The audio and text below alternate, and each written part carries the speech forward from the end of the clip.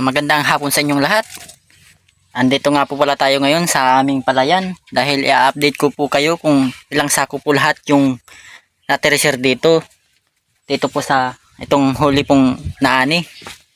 I-update ko po kayo mga idol at ito na nga po yung naani po mga idol. Yan po. Bali naka 90 plus pa daw po na sako dito mga idol. Yan po sa baba yung inanihan po ng mga arawan at yung inanihan po namin kasama yung Team Lakas. 90 plus sakos po yung lahat, yung naani po. Ito po yun Hindi na po kasi tayo nakatulong mga idol dahil may pasok po tayo, kaya ngayon i-update ko na lang po kayo. I-update ko na lang po kayo kung ilan po yung nasako nila. At ito na nga po. Yan Meron pa po yan dyan sa loob. Yan po. Andito pala tayo doon sa dating inanihan namin ng Team Lakas. Yan po. Yan na po yung kung tawagin namin dito yung uhot. Uhot ng palay. Uhot po yung tawag namin dyan dito. Yan po yung tinambakan ng mga palay na inanihan namin dito nung Team Lakas po. Yan na po yun. Hindi na po kasi tayo mga idol nakatulong dahil may pasok po tayo, nag-aaral po kasi tayo mga idol. Kaya ina-update ko na lang po kayo kung ilang sako yung nasako rito at kung ilan lahat yung total. Yan. Yan po yun Pakita ko po sa inyo ng malapitan. O mga idol Yan po yung tinatawag namin ritong uhot. Yung mga inalisan ng palay po, yung natresiran po nila papa, yan po yun. Kung tawagin namin ritong uhot. Hindi ko po alam yung tawag niyan sa Tagalog mga idol. Yan po. Ito po yung naanihan ng Team Lakas. Yan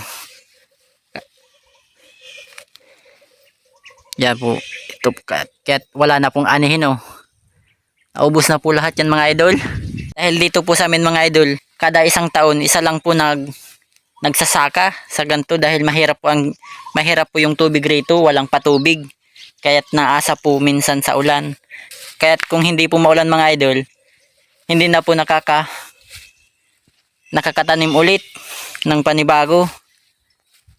Dahil kapag mainit yung panahon, nauubusan po ng tubig, kaya't hindi na po sa amin dito tatanim ulit dahil kalang po masayang, baka matuyo yung mga palay gawa ng walang patubig rito sa amin. Kaya't yan po, kada isang taon isang taniman lang po rito sa amin. Yan po. Bali kung tututalin daw po mga idol lahat yung nasako rito, pati yung nauna po, po lahat 140 plus po. Yan mga idol, 140 plus sakos po lahat. At kung aalisin naman po yung mga nagastos po, yung gaya nung sa treasure po at yung sa mga umaani, makakalinis po ng nasa na lang po daw 120 sakos. Yan po, 120 sakos po. At sa may-ari nitong lupa po, bibigyan po ng 30 sakos na palay yung may-ari po ng lupa dahil hindi naman po ito sa amin, kaya binibigyan po yung may-ari nito dahil nakikisaka rin lang naman po kami rito mga idol. Yan po. Bali yung nauna nga po diyan sa taas, yung nasako po namin diyan sa taas, yung nasa unang vlog po natin, naka 53 po ata yun mga idol. Oo, 53 po. At nalinisan po yun ng nasa 40 plus na lang po ata dahil dun sa ginastos sa pang treasure. At yung sa umani po na binigyan 7 sako po. At dun may naibigay na pong naunang 10 sako dun sa may-ari ng lupa. At dito naman sa pangalawang ani po, dito sa nahuli po, bibigyan po ng 30 sakos yung may-ari nitong lupa po. Kaya kung naka 90 plus sakos po rito, tatanggalan po ng 30 sakos. Kaya't yung matitira na lang po yung sa amin. Bali yung total po ng palay namin rito ay 90 na lang po lahat. Kung aalisin na po yung lahat ng mga nagastos, 90 sakos na lang po mga idol. Yan po. Yan lang po yung, yan po. Meron pa po yan dyan sa loob. Papakita ko po sa inyong malapitan. Yan na po nasako mga idol. Meron pa po yan dito sa loob. Yan po.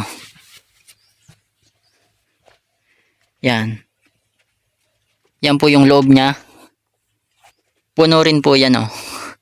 Ito po yung loob ng kubo mga idol. Yan oh.